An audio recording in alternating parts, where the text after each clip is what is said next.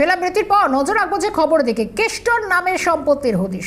বোলপুরের মাটিতে কেষ্টর নামে আবারও সম্পত্তি 240 কাঠা জমি রয়েছে অনুব্রতর নামে। 2018 থেকে 2022 সালে কেনা হয় এই জমি। বর্তমানে সম্পত্তির বাজার মূল্য 21 কোটি 16 লক্ষ টাকা। আবারও সেই কোটির গল্প, 21 কোটি 16 লক্ষ টাকা। মূলত 2018 থেকে 2022 সাল অর্থাৎ এই কয়েকটা বছরের মধ্যে এত বিপুল পরিমাণে সম্পত্তি। যে জমি কেনা হয় জমির মালিকানা অনুব্রত মণ্ডল।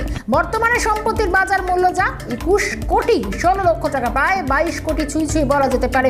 আবারও নামে বেনামে বহু সম্পত্তির হদিশ পাওয়া যাচ্ছে বোলপুরের মাটিতে। আবারও কেষ্টর নামে সম্পত্তি। স্বাভাবিক বীরভূমের জেলার সভাপতি তৃণমূলের এবং একাধারে বীরভূমের বেতাজ বাদশাহ যখন ছিলেন, স্বাভাবিকভাবে তার নামে বহু সম্পত্তির খতিয়ান মিলছে, সামনে আসছে।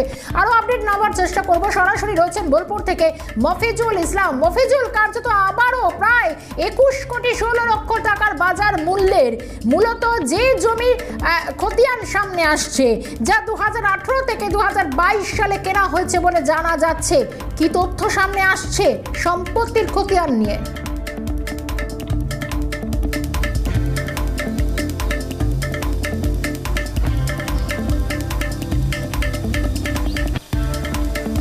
শর্মিষ্ঠা, এতদিন পর্যন্ত আমরা এই গরু পাচার মামলায় অনুব্রত মণ্ডল গ্রেপ্তার হওয়ার পর তার পরিবারের সদস্য, তার কন্যা থেকে শুরু করে তার প্রয়াত স্ত্রী এবং তার আত্মীয়দের যে পরিমাণ সম্পত্তির হদিশ, সেটা কিন্তু আমরা তুলে ধরেছিলাম যে তার পরিবারের কন্যা থেকে শুরু করে পরিবারের অন্যান্য সদস্য এবং আত্মীয়দের কিভাবে বিপুল পরিমাণ সম্পত্তি বৃদ্ধি পেয়েছে বিগত কয়েক বছরে।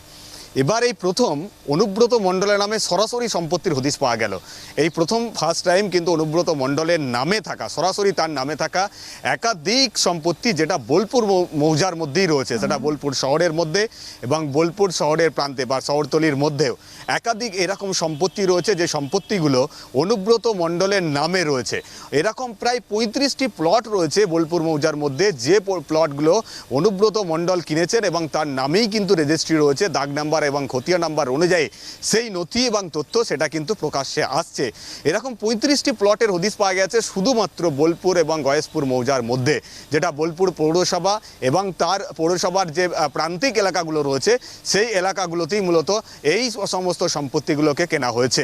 যেটা হচ্ছে বিগত 4 বছরে 2018 সাল থেকে 2022 সাল, বিগত এই 4 বছরের মধ্যেই এই 35টা প্লট কিনেছেন, যে প্লটগুলো সরাসরি অনুব্রত মণ্ডলের নামে রয়েছে, যেটা কিন্তু ইতিমধ্যেই যে ভূমি ও ভূমি রাজস্ব দপ্তরের অধীনে থাকা যে নথিগুলো, সেই নথিগুলো থেকে কিন্তু প্রকাশ্যে আসছে। তাহলে এই প্রথম শর্মিষ্ঠা, যেটা হচ্ছে অনুব্রত মণ্ডলের নামে সরাসরি থাকা এরকম 35টি প্লট, যেটা বোলপুর মৌজার মধ্যে রয়েছে, যার কাঠা হিসাবে দেখলে প্রায় 240 কাঠা, বিঘা হিসেবে সেটা দেখলে প্রায় 42 বিঘা সম্পত্তি কিন্তু অনুব্রত মণ্ডলের নামে রয়েছে, যেটা বিগত 4 বছরের মধ্যেই কিন্তু কেনা হয়েছে। যেটা অনলাইন নথি থেকে আমরা যেটা সার্চ করে যেটা পাচ্ছি, 4 বছরের হিসাবের এই কেনা সম্পত্তিগুলোরই কিন্তু হদিশ পাওয়া গিয়েছে। এর আগেও যে তিনি তার নামে কোনো সম্পত্তি রয়েছে কিনা বা আদৌ কেনা হয়েছে কিনা, সেই বিষয়টি হয়তো আরও বিস্তারিতভাবে যদি তদন্ত করা যায় বা খতিয়ে দেখা যায়, তাহলে কিন্তু সেটা পরবর্তীকালে স্পষ্ট হবে। যেহেতু অনলাইনের মাধ্যমে তার সম্পত্তি দাগ নাম্বার এবং খতিয়ান নাম্বার দেখে যে সম্পত্তিগুলো, যে 35টা প্লট ইতিমধ্যেই পাওয়া গিয়েছে, সেটা হচ্ছে বিগত 4 বছরের যে হিসাব, সেই হিসাব অনুযায়ী। তার আগেও হয়তো যেটা মনে করা হচ্ছে যে অনুব্রত মণ্ডলের নামে আরও সম্পত্তি কেনা হতে পারে, সেই সম্পত্তি হয়তো আরও কিন্তু হদিশ পাওয়া যেতে পারে যদি সেই সম্পত্তিগুলোর অফলাইনের মাধ্যমে কোনো তথ্য বা নথিপত্র জোগাড় করা যায়, তাহলে কিন্তু সেটা সম্ভব হবে। তবে দাগ নাম্বার এবং খতিয়ান নাম্বার তুলে ধরে যে 35টা প্লটের হদিশ বোলপুর মৌজাতে পাওয়া গিয়েছে, সেটা বোলপুর শহর এবং বোলপুর শহরের প্রান্তিক এলাকায়, তার মধ্যে প্রায় পরিমাণ হচ্ছে 42 বিঘা জমি, যে জমিগুলো কিন্তু অনুব্রত মণ্ডলের নামে রেজিস্ট্রি হয়েছে, যেটা বিগত 4 বছরের মধ্যে এই সম্পত্তিগুলো কেনা হয়েছে, যার বর্তমান বাজার মূল্য এই মুহূর্তে যে মফিজুল, যে প্রশ্নটা সামনে আসে, এই যে 240 কাঠা জমির কথা বলা হচ্ছে বা 42 বিঘা জমির কথা বলা হচ্ছে, এই জমিগুলো এখন বর্তমানে কি অবস্থা রয়েছে? এই জমিগুলো কিভাবে পড়ে রয়েছে? সেগুলো কি কোনোভাবে কাজে লাগানো হয়েছে? তার বর্তমান অবস্থা কি?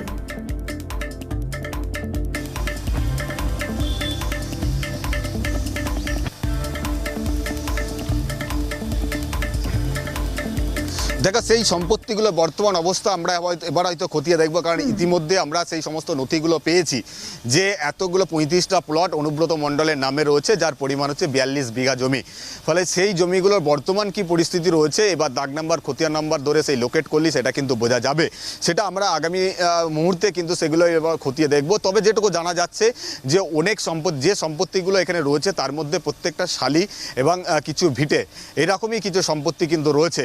ফলে সেগুলো বর্তমান অবস্থায় কি রয়েছে, ফাঁকা পড়ে রয়েছে নাকি সেখানে কনস্ট্রাকশন হচ্ছে নাকি অন্য কোনো কাজে ব্যবহার করা হয়েছে, সেগুলো এবার এই প্লট এবং দাগ নাম্বার খতিয়ে ধরে আমরা যদি বিষয়টা খতিয়ে দেখি তাহলে হয়তো সেটা আগামী দিনে আবার আমরা দর্শকদের সামনে তুলে ধরবো।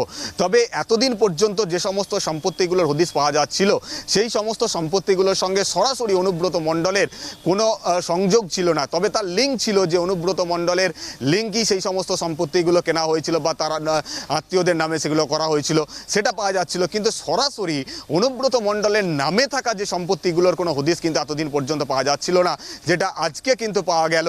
এরকম একসঙ্গে প্রায় 240 কাঠা, যার বিঘে প্রতি প্রায় 42 বিঘা সম্পত্তি বা জমি, যেটা কিন্তু আজকে সেটা প্রকাশ্যে আসলো।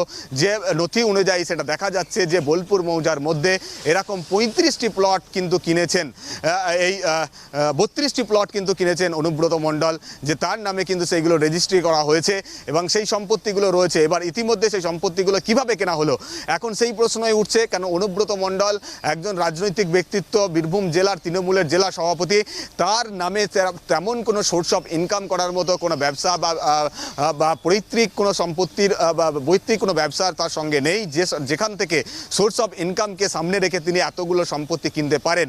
তাহলে এই সম্পত্তিগুলো কেনার ক্ষেত্রে তার সোর্স অফ ইনকাম কী ছিল সেগুলো কিন্তু এবার খতিয়ে দেখবেন কেন্দ্রীয় গোয়েন্দা আধিকারিকরা, কারণ এক্ষেত্রে এই সম্পত্তিগুলো কেনার পেছনে এই পাচারের টাকা কোনোভাবে বিনিয়োগ করা হয়েছে কিনা সেই প্রশ্নও কিন্তু ইতিমধ্যে সামনে আসতে শুরু করেছে শর্মিষ্ঠা। কারণ একসঙ্গে মাত্র 4 বছরে প্রায় যেখানে বাজার মূল্য প্রায় 21 কোটি 16 লক্ষ টাকা এই মুহূর্তে এই সম্পত্তিগুলোর দাম, তাহলে সেই সম্পত্তিগুলো এত পরিমাণ কোটি কোটি টাকার এই সম্পত্তি কেনার ক্ষেত্রে তার সোর্স অফ ইনকাম কী ছিল, কোথা থেকে সেই টাকার উৎসটা এসেছে যে টাকাগুলো এই সম্পত্তি কেনার ক্ষেত্রে বিনিয়োগ করা হয়েছে, সেই প্রশ্ন কিন্তু এবার সামনে আসছে।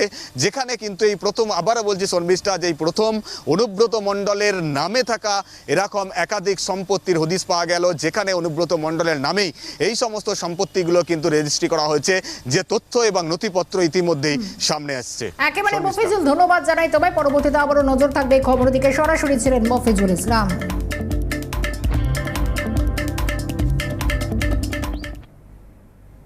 ঠিকাদারদের কাছে তোলা আদায়ের অভিযোগ উঠল বোলপুর পৌরসভার বিরুদ্ধে। সম্প্রতি একাধিক ক্ষেত্রে কাজের জন্য তোলা আদায়ের অভিযোগ উঠেছে শাসক দল তৃণমূল, তার বিরুদ্ধে ইতিমধ্যে পরিচালিত পৌরসভার বিরুদ্ধে ঠিক সেই ধারাবাহিকতা বজায় রেখে বোলপুর পৌরসভার বিরুদ্ধে ঠিকাদারদের কাছ থেকে তোলা আদায়ের অভিযোগ উঠছে।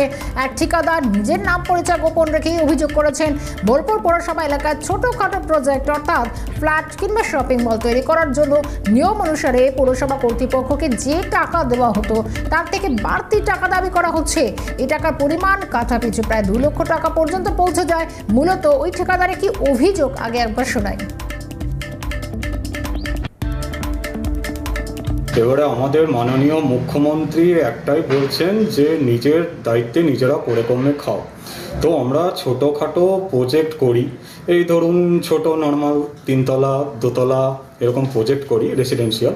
তো প্রজেক্ট করতে গিয়ে আমাদের যেটা ফেস করতে হচ্ছে, আমরা তো যেটা মিউনিসিপ্যালিটির নর্মাল যেটা লাগে প্ল্যান স্যাংশন করার জন্য সেটা তো আমরা দিই, কিন্তু তারপরেও মিউনিসিপ্যালিটি এক্সট্রা ডোনেশন হিসাবে আমাদের কাছে একটা টাকা দাবি করছে। এবারে সেটা ধরুন কাঠা পিছু কখনো 2 লাখ টাকা, কখনো 2.5 লাখ টাকা। তো আমাদের বক্তব্য হচ্ছে যে আমরা প্রজেক্টে এতগুলো টাকা ইনভেস্টমেন্ট করে ব্যাংক লোন টোন ফাইন্যান্স করে, তো সেই টাকাগুলো আমরা পাবো কোথায় থেকে দেবো, এটাই আমাদের বক্তব্য। অন্য পৌরসভাতে বলতে আমি যতটুকু জানি এটা একমাত্র আপনার বোলপুর পৌরসভা আর সিউড়ি পৌরসভাতেও হতে পারে, আমি শুনেছি।